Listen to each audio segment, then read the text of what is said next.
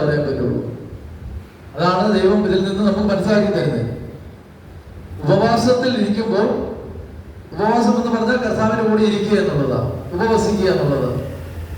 അപ്പൊ ഈ ഉപവസിക്കുന്ന സമയത്ത് നമ്മൾ പ്രമാണം അനുസരിക്കുന്നുണ്ടോ എന്ന് നോക്കേണ്ടതാണ്. കാരണം നമ്മൾ പ്രമാണത്തിൽ നിന്ന് മാറാൻ യാതൊരു തരത്തിലും ദൈവം നമ്മൾ അനുവദിച്ചിട്ടില്ല.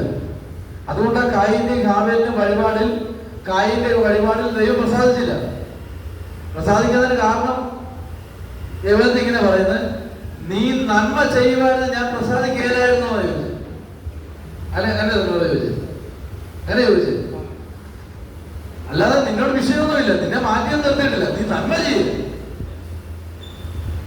നിന്നെ മാറ്റിയും നിർത്തി. ദൈവം നിനക്ക് തരുന്ന നന്മകളൊക്കെ നിനക്ക് തരും.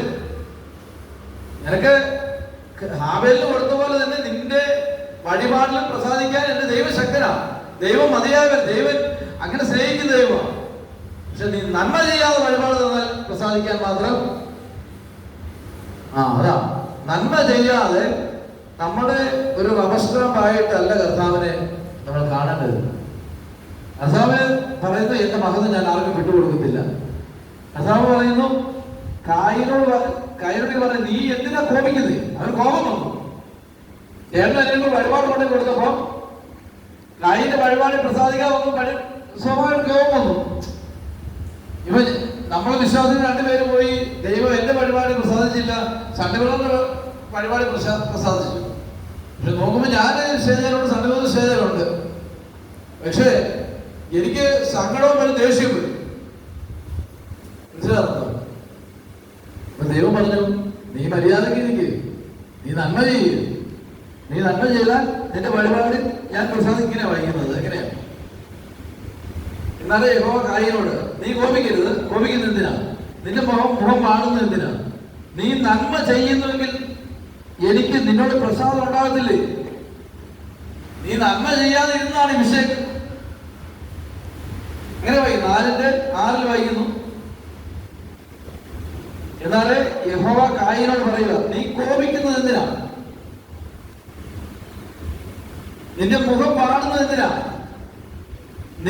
നീ നന്മ ചെയ്യുന്നുവെങ്കിൽ പ്രസാദം ഉണ്ടാകും. നിങ്ങൾ മുഖം പാടാതിരിക്കണമെങ്കിൽ നന്മ ചെയ്തോളൂ, അല്ല മുഖം പാടിയിരിക്കും.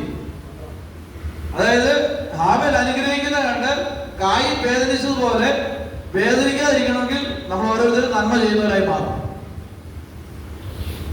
നന്മ ചെയ്യുന്നുവെങ്കിൽ പ്രസാദം ഉണ്ടാകില്ലേ? എന്നിട്ട് പറയുക, നീ നന്മ ചെയ്യുന്നുവെങ്കിൽ പ്രസാദം ഉണ്ടാകില്ലയോ? നീ നന്മ ചെയ്യുന്നില്ലെങ്കിലോ പാപം ബാധക കിടക്കുക. അല്ലേ? പാപം മുമ്പിലുണ്ട്. നിനക്ക് നന്മ ചെയ്യണമെന്ന് ആഗ്രഹമുണ്ടല്ലോ, അത് ജയിക്കാൻ പറ്റുള്ളൂ. നിനക്കിത് പാടില്ലാത്തതാണെന്ന് നിനക്ക് അറിയണം. നിനക്ക് നന്മ ചെയ്യണം, എനിക്ക് നല്ലതായിട്ട് ജീവിക്കണം എന്ന് ആഗ്രഹം ഉണ്ടെങ്കിലേ ഉള്ളൂ ഈ പാപത്തിൽ കയറാൻ പറ്റാതിരിക്കും. പാപത്തിന് വിശാലമായ വഴിയാ, എന്ത് വേണേ ചെയ്യാം, എന്ത് വേണേലും. പക്ഷെ അതിനെ ജയിക്കണമെങ്കിൽ നിനക്ക് നന്മ ചെയ്യണമെന്നൊരു ആഗ്രഹം മനസ്സിൽ വേണം.